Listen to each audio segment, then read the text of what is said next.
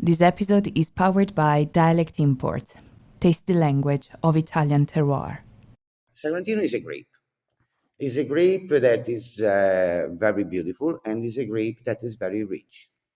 So we're talking of a fruit that have a lot of complexity. When you have a fruit that have a richness, that have a complexity, handle this fruit is much harder because you have to be more careful because the more is not the better. The more is just a lot of things hold together. Fascinating people with stories to share, fabulous wines and the best local foods to accompany them, and beautiful places to discover and visit. All of this and more on Wine, Food and Travel with me, Marc Millon, on the Italian Wine Podcast. Join me for a new episode every Tuesday. Welcome to Wine, Food and Travel with me, Marc Millon, on Italian Wine Podcast. Today's show takes us to Umbria, to the small and prestigious wine zone of Montefalco, to meet my guest Giampaolo Tabarrini of Azienda Agricola Tabarrini. Giampaolo and I have met many times at Opera Wine over the past 3 years and at Vinitaly, and we also recorded a podcast, I think, a year or two ago. But Giampaolo, it's always a pleasure to hear your thoughts about wine, to hear what is happening in your cellar, and to have a catch-up discussing some of the challenges that Italian wine producers are facing these days. So thank you, Giampaolo. I know it's approaching the busiest time of year for you. So once again, thanks for being my guest today. How are you? Grazie, Mark, for hosting me. I'm fine. Hello, everybody. It's always a pleasure make a talk with you. So let's go. Okay. Well, Giampaolo, I'd like us today mainly to continue our conversation about an extraordinary grape variety, unique to Montefalco. Of course, that's the mighty and, shall we say, sometimes cantankerous Sagrantino. Your various expressions of it and your methods, the Tabarrini method, to tame this grape. But first of all, take us to Montefalco. Our listeners are located all around the world and may not have yet discovered this very special but very small corner of Umbria. Tell us about Montefalco. Well, we are in a very lucky zone. First of all, it's a territory that is very strange. When I say strange, I mean it's the only territory in Italy where you do have two climatic conditions together. We are on the central south part of Italy, so our climatic condition is Mediterranean climatic condition. But on our zone, the Apennines drop down on the peninsula and make a cycle. And then the Apennines go ahead and drop down in the end of the peninsula. So we're technically living inside a cycle into the middle of the Apennines. That is so unusual because when you're up above the mountain, you do have a continental climatic condition. So here you have a huge difference between the temperature of the day and the temperature of the night. And this huge difference in temperature allowed to the grapes to develop kind of smell, kind of taste that differently wasn't possible to develop. We are in a very green area. You have to know that Montefalco, Umbria, is the greenest region of the entire peninsula. And Montefalco is the balcony of this green land because it's this hill in the center of this gate, because the mountain is technically a gate. And it was a gate also along the century because people from Umbria always been self-sufficient because here you can grow everything. Here you have everything in terms of raw materials. So there's no need to go abroad to look for else. And the mountains built this gate where people live inside and doesn't grow a lot in terms of population, things that we're totally in the region, 700,000. It's a ridiculous number for a very large, huge territory. But this allowed us to be different. Okay, well, that's really placing this green heart of Italy, this greenest region, a landlocked region. Not many regions in Italy don't face the sea, but underneath the mountains and along historic byways, Giampaolo. Is Montefalco along the Salaria, one of the great Roman roads? You are perfectly right. We are close to the border of Salaria, so the main street that used to go to Rome. And you have to think that close by us, there is Clitunno Fountain. Clitunno Fountain was a kind of spa at the Roman Empire. So being built and technically created for the health, the beauty, the wellness of the rich Roman people at that time. And it's just close by us. But why I say this? Because Umbria is also a region that have a huge amount of water. Recently, we're talking a lot of hydric troubles. So many region doesn't have enough water. Umbria is not in this condition. We're plenty of water. Our mountains inside, it's water. And this water drop out from the mountain and arrive to the valley where Romans centuries ago built the fountains and this kind of spa. Okay, well, this really does place Umbria. It's a really privileged region, and especially in these days of extreme climate change, the mountains, the water, and the greenness shows that this is not an area that is suffering like other areas are from the excessive heat. Is that correct? I have to say the truth. There's trouble for everybody, but let me say that because we have to be, I'm a grower, so I'm always respectful of all the other growers. Let me say that we are a little bit more lucky than many other situations where the trouble of the water and trouble of the temperatures make them suffer much more than us. So, but anyway, it's a general condition.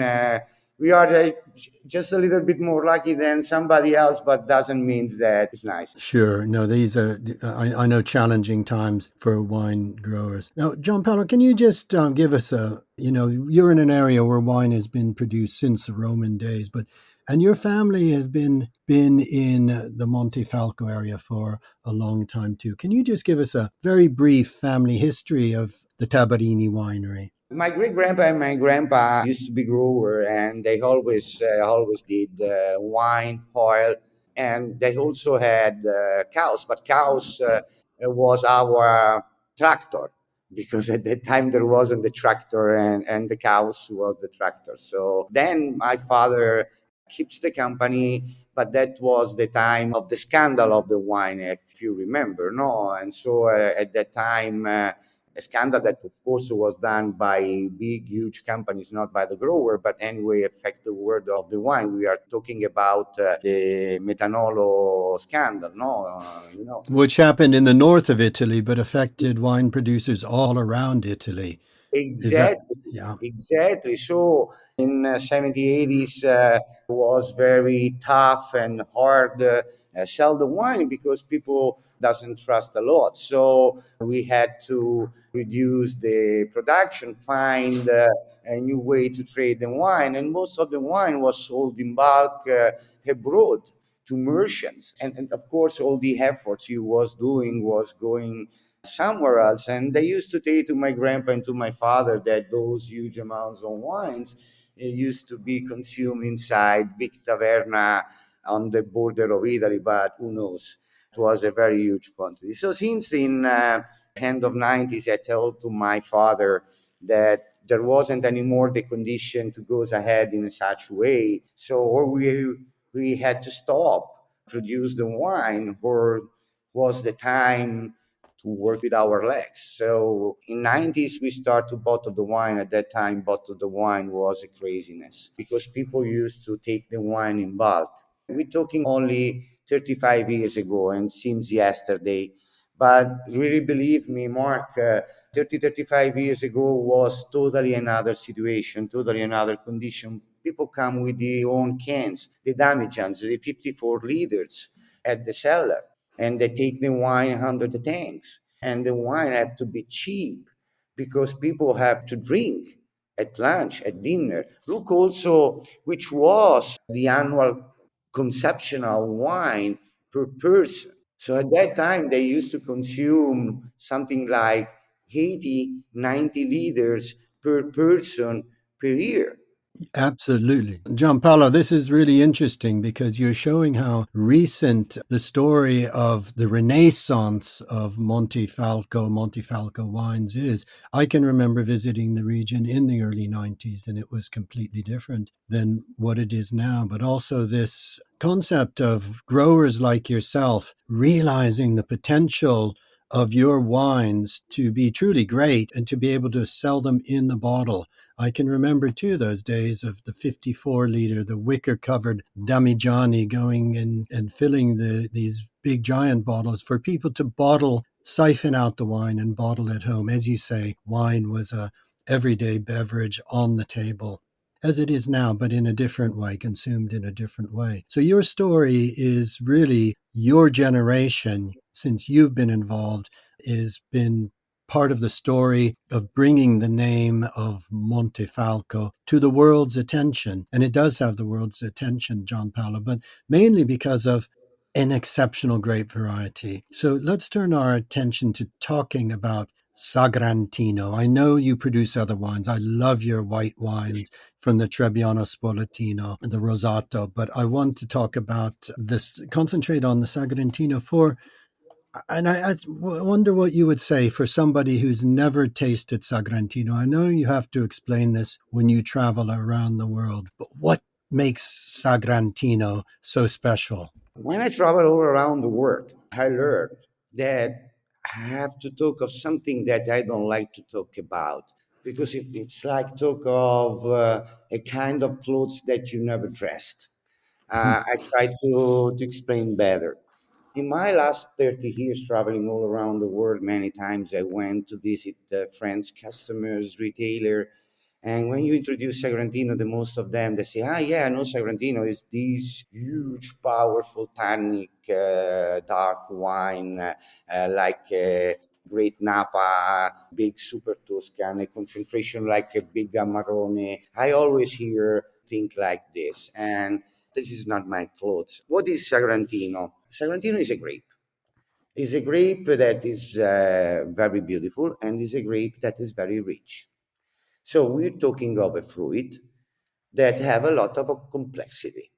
When you have a fruit that have a richness, that have a complexity, handle this fruit is much harder because you have to be more careful because the more is not the better. The more is just a lot of things hold together.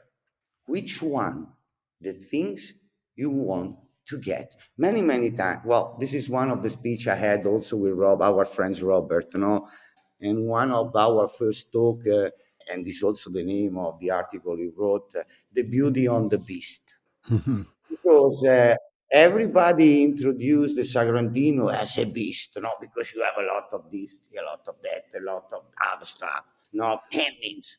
But there's a beauty. And you have to look to the beauty on the beast because he's a beast if you take whole together. But not the people of 30 years ago that drink 90 liters. We are today people that drink 26 liters, but drink better. So we don't want more. We want better.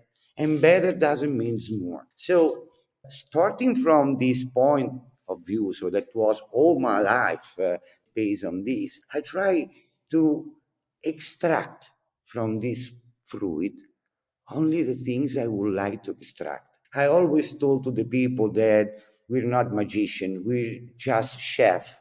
We cook. And as any chef, we need to understand which is the better way to handle the raw material. I take a tomato, I put it on the fire, or I don't put it on the fire. I slide it, or I use it full. I press it, or I crush it. So you can handle the raw material, the same raw material in many times, and then get at the end a different product on the dish. I can remember, Giampaolo, experiencing that with you at Opera Wine, and you were explaining to us this very concept. And I remember an extraordinary wine the first time I tasted it, which was the Bisbetico Domato. Yes, very and good. I love the name because The name translates. What would you say bisbetico is? Is that It's what you very cantankerous, no, cantankerous? Cantankerous. cantankerous. So, but it's nice because there is a double meaning, triple meaning in the name of the wine. Bisbetico domato, it's a domed cantankerous. But the point is it really cantankerous? The cantankerous, okay, people that go with the moon, people that are disappointed with many things, people that lives in contradiction. So cantankerous means a lot of things, Yes. but it's Yes. doomed.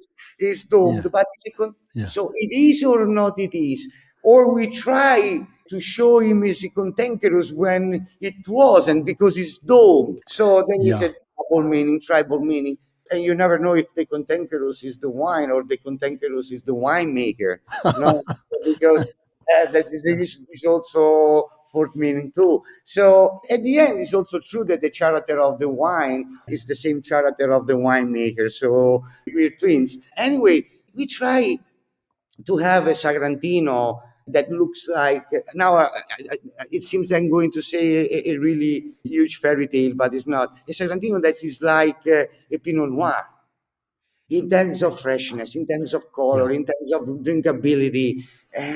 A wine that you can chill it on the glass, on the ice, keep it colder, and drink in summer at lunchtime. Amazing, amazing. Not something one thinks of with Sagrantino, this wine of immense color, and as you say, the tannins. But I remember when we tasted the Bisbetico Domato, this tamed cantankerous Domato is, I think, tamed. We were just amazed and surprised at how approachable you've been able to make, how beautiful and this wine was. Tell us about how you do this. Tell us about the Well, Tabarrini method. I know you're going through a lot of changes in the cellar in order to make the best wines you can do. So tell us a little bit about your efforts. Last week I was with my son Filippo taking look to hold notes and come out a brochure that I did. I finished to do in July 2011, and was a brochure of a new fermenting tanks I had in mind at that time because I was doing the project of my winery. When I say I was doing the project of my winery, I mean physically. So with the pen and paper and drawing everything, all the rooms, all the tanks, all the process, all the workings. And I said to myself, look how many space we waste because we do have a lot of stainless steel tanks in the winery that we use only once in the life of the wine. And that is a shame. This is a waste of money. This is not respectful because we waste raw material, we waste space, we waste money, and agriculture, it's everything instead waste. Because my grandpa teach me that the profit come from the money you save in spending, not what you cash.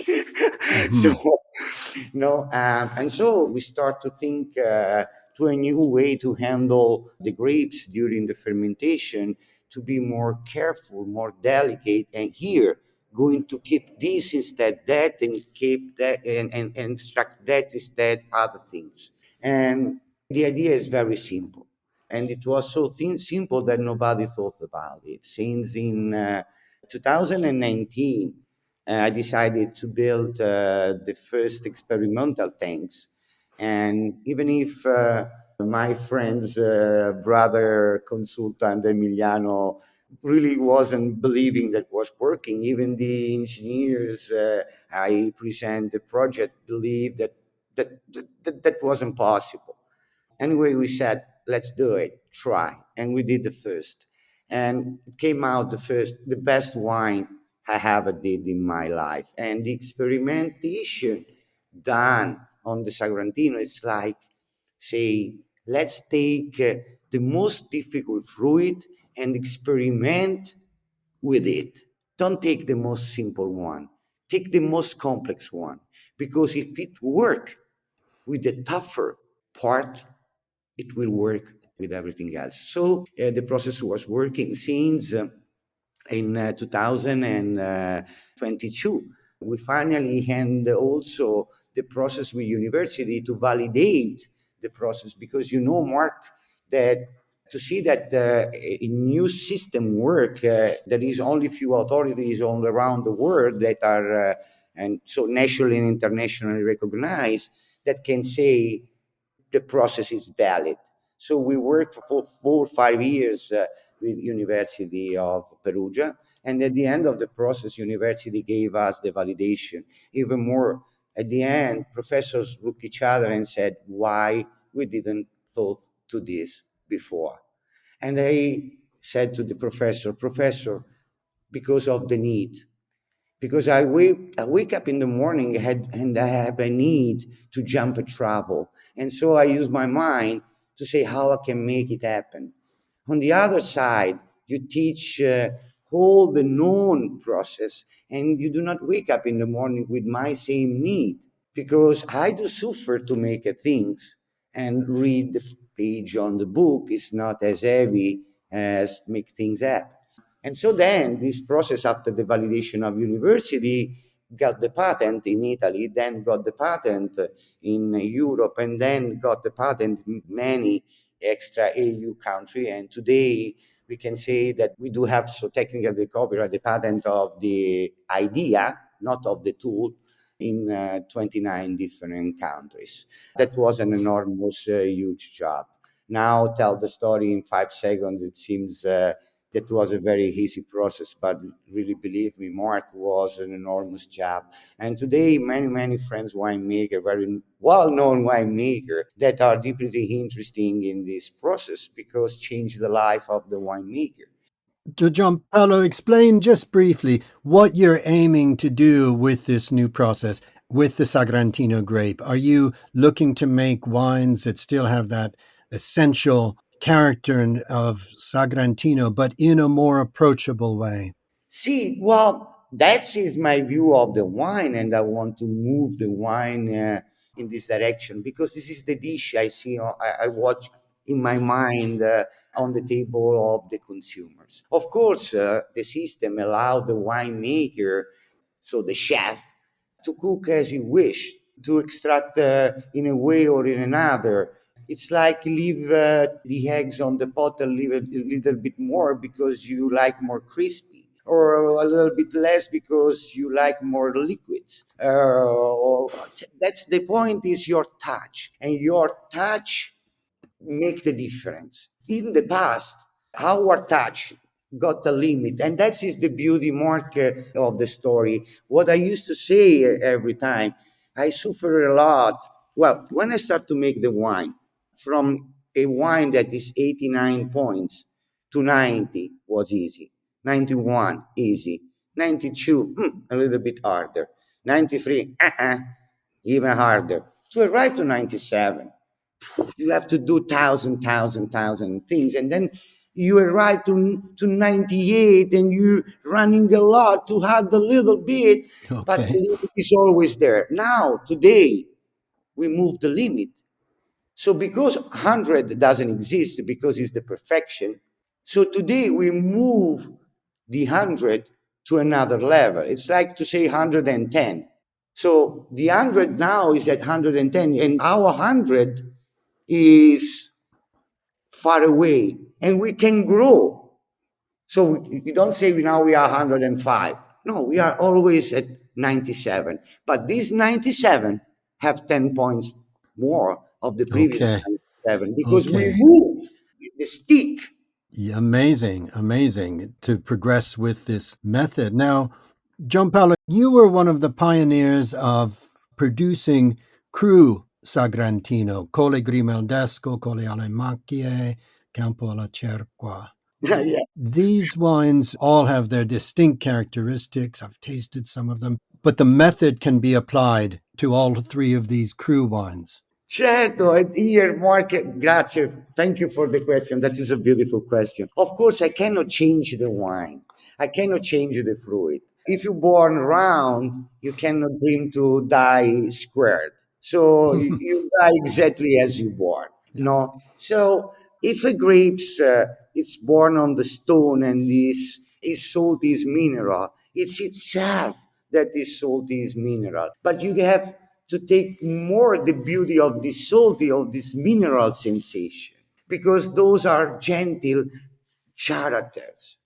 Those are very delicate feeling. And so if you want them, you have to be even more delicate in keeping them and moving in your glass. So Cerqua is the salty one. Macchie is on top of the hill, is the clay, is a deep soil.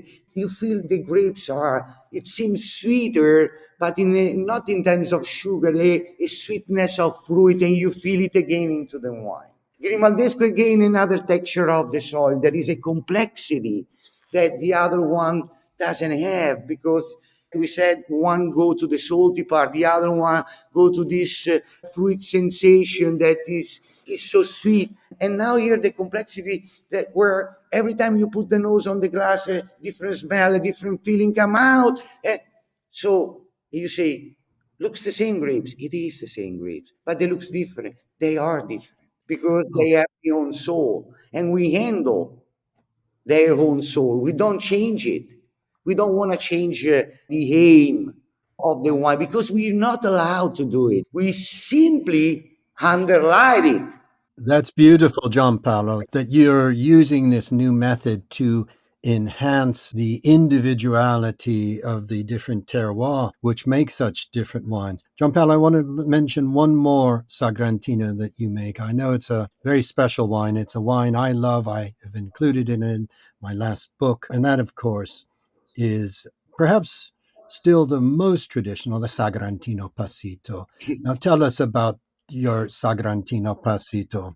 This is the only things change, but having to be changed. Today, the Sagrantino Passito became a very sweet wine. So we do have a lot of sugar. If you look to the prototype, you can arrive, if I well remember, 170, 180. Oh my goodness! Wow, That is a huge amount of sugar. So it's mostly marmalade.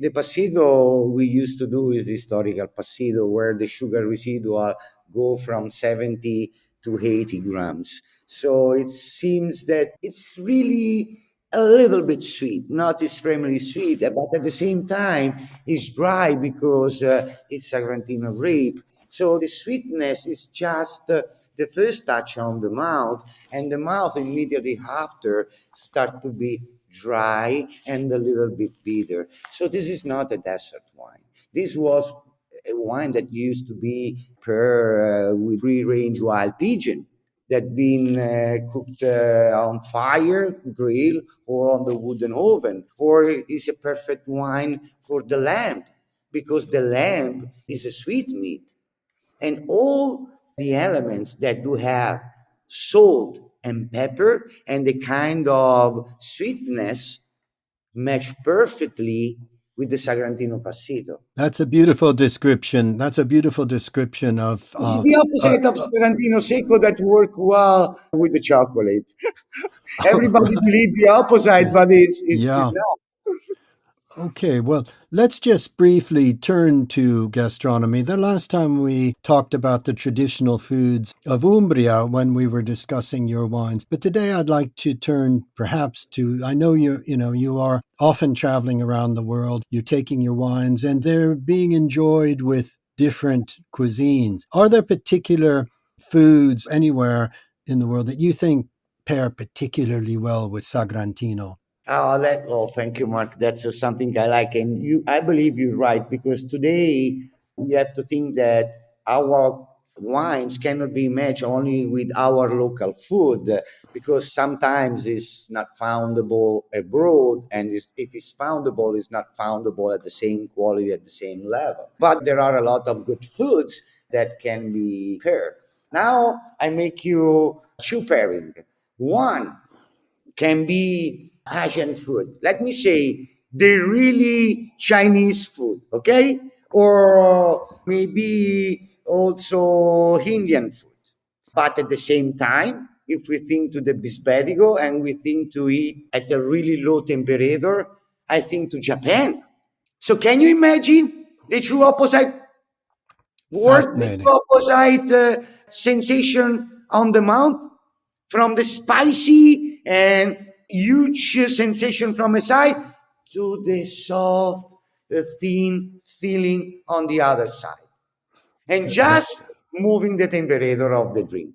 Okay. This bisbetico domato that can be served lightly chilled without the tannins exploding in your mouth, more gentle with Japanese cuisine. I love that, Giampaolo. And then, of course, the spicier, richer foods of India or China with the bigger wines. Yeah, you'll see that will work a lot. And usually, Mark, wines that do have tannins, when you chill it, the perception of the tannins rise up because that's his own nature.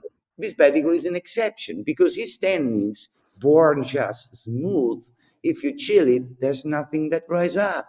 Everything is there. Amazing. Everything is there. Is his own position where it's supposed to be. Well, I would love to try sampling that with you with some of these foods. But I would actually also very much like to sample in Umbria with you, Giampaolo. And I know our listeners will be inspired hearing you talk to visit Tabarrini, to visit Montefalco, to see this green heart of Italy. So just briefly as we finish, tell us about opportunities for our listeners to visit Tabarrini and to come to Montefalco and experience your wines and the foods of Umbria at the source. The winery is open every day, so we are so proud to host people and show them the winemaking process. Our winery, it's a bunch of dreams collected all together, and it's something we dreaming from 25 years. So our heart is here inside, and we're so proud to host people and show them what we did in the last 25, 30 years. So people are really welcome. And there is a website where they can book the visit. Of course, a visit is only on reservation for security reason, because if we do have guests visiting the winery, that means no forklift elevator, nothing moving in the winery because of security reasons. So we do have the need of reservation for the tours, tastings, pairing, food pairing. This is open every day. Umbria is so rich also in terms of food. It's the heart also of the tradition of cold cuts in Italy. So when we talk about ham, sausage, salami, and we do have a special selection. In Umbria, as the most of the part of Italy, is important when friends come that they have a car. Because here, if you do not rent a car, you're not self-sufficient because there is not a lot of buses, not a lot of taxis. So it's a countryside. There is a lot of B&B, very beautiful B&B, where it's nice to stay and it's like to stay at home, very friendly, with few rooms. So you have the feeling, because it's exactly this, to live the life together with the citizen. We do have a very great selection of restaurants because Montefalco is well known for the reputation of the many restaurants that are in the city wall. We do have 12 restaurants in the city wall. And the city wall, it's a very, very small things that 300, 400 people live in the city wall. But there is 12, 13 restaurants. Wow, that's amazing. So Montefalco have open doors as Tabarrini have open doors to host everybody, and everybody is welcome. We are here waiting for you. Well, that's a great invitation. That's a great invitation to all our listeners. And I Giampaolo, will wait for you, Mark. I still haven't been, but I look forward to it. Giampaolo, I know it's a busy time. You're going back in the cellar right now. You're empty cellar waiting for some new equipment. The grapes are ripening now and almost ready for your harvest to begin. And I know that this is a very busy time, but I look forward to meeting you again, perhaps in the spring again at Vinitaly. But until then, Giampaolo, thank you very much for being our guest today. It's always a pleasure to speak with you. Grazie, Mark. Thank you to you. Thank you, everybody. Ciao, ragazzi. Ciao, grazie. We hope today's episode of Wine, Food and Travel with me, Marc Millon, on the Italian Wine Podcast has transported you to somewhere special. Please remember to like, share, and subscribe wherever you get your pods. Likewise, you can visit us at italianwinepodcast.com. Until next time, chin chin. This episode is powered by Dialect Imports. You can find all the wine of this winery in their portfolio.